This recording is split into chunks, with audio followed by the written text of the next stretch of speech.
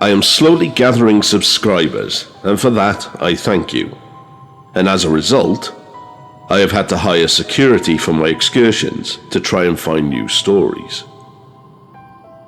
Not really, it's just another name for my girlfriend since she resents being called my carer.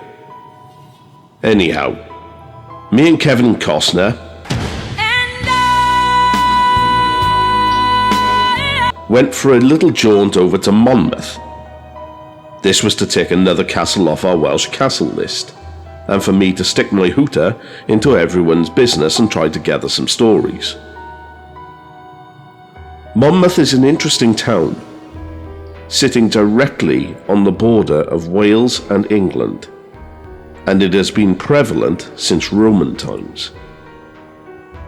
Known as Blestium in 55 AD, the area acted as a staging point between Caerleon and Caerwent, and Gloucester for the transport of iron ore, likely dug up at the site of Puzzlewood. If you've not been to Puzzlewood, I'd recommend going. It's an utterly magical place, and it's not hard to see why the great J.R.R. Tolkien was inspired by it when writing Lord of the Rings.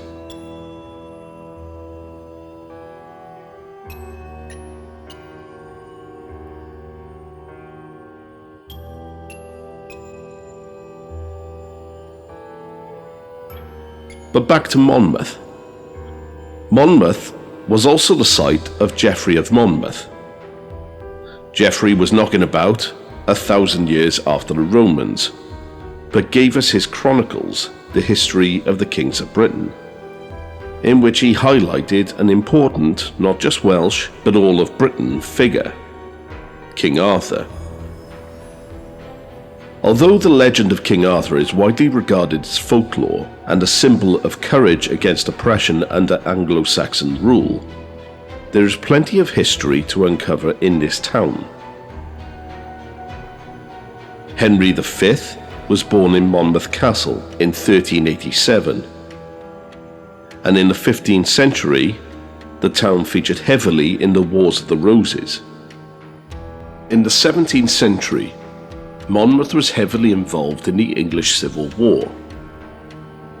After the death of Charles II on the 2nd of February 1685, the supposed illegitimate son of Charles, the Duke of Monmouth, James Scott, led a small group of 82 followers to the shores of Dorset.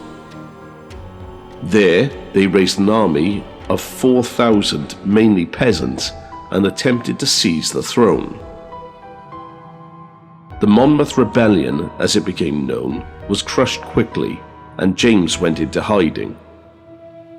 He was found by the parliamentary forces and beheaded 9 days after the battle on the 15th of July.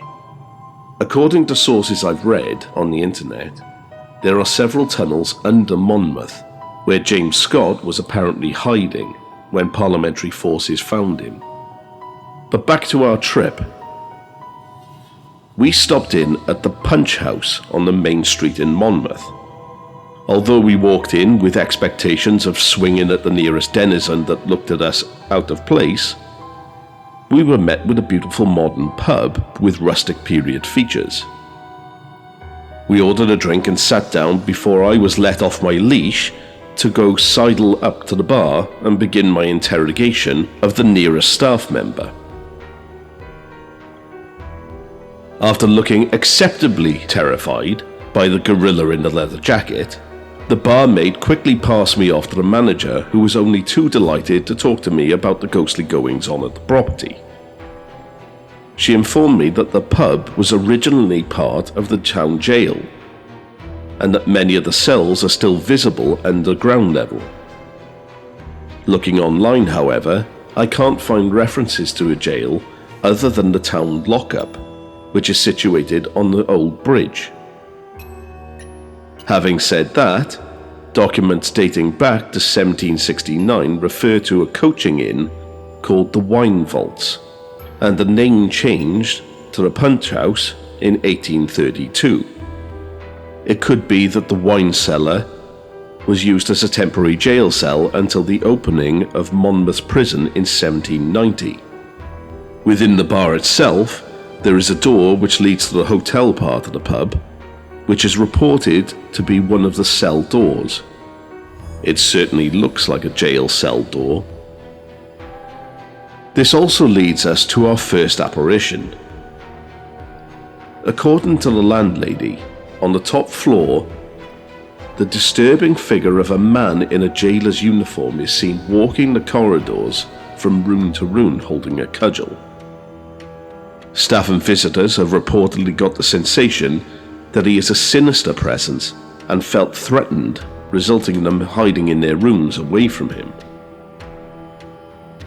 The second presence felt is that of a small boy who is said to run laughing through the bar.